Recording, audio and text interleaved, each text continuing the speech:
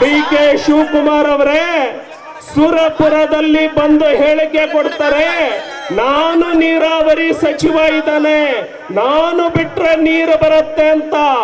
Almatti dam, Narayanapura dam ನಿಮ್ಮಪ್ಪನ ಮನೆ ಆಸ್ತಿ ಅಲ್ಲ ಅನ್ನುವಂತಹ ಮಾತನ್ನ ಹೇಳ್ತದೆ.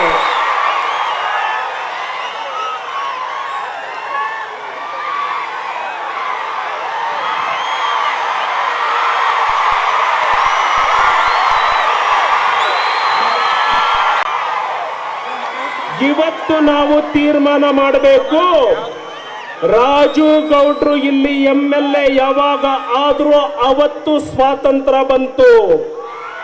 ಡಿ.ಕೆ. ಶಿವಕುಮಾರ್ ನಂತವರು ಬಂದು ಮತ್ತೆ ಇಲ್ಲಿ ದಬ್ಬಾಳಿಕೆಯನ್ನ ಹುಟ್ಟು ಹಾಕ್ತಾರೆ ಅಂದ್ರೆ ಡಿ.ಕೆ. ಶಿವಕುಮಾರ್ ಅವರಿಗೆ ನಾನು ಒಂದೇ ಮಾತು ಹೇಳ್ತಾನೆ, ಯಾರನ್ನ ಎದುರ ಹಾಕೊಂಡ್ರು ತಡೆಯುತ್ತೆ.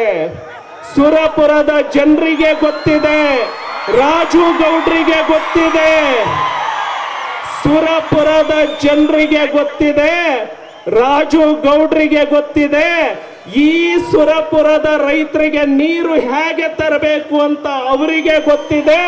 ನೀವು ಹೇಳೋ ಅವಶ್ಯಕತೆ ಇಲ್ಲ. ಡಿ.ಕೆ. ಶಿವಕುಮಾರ್ ಅವರೇ, ಸುರಪುರದ ಜನ ನಿಮ್ಮನ್ನ ಹಿಂಡಿ ನೀರು ತೆಗೆಯೋ ತಾಕತ್ತು ಇರೋ ಜನ.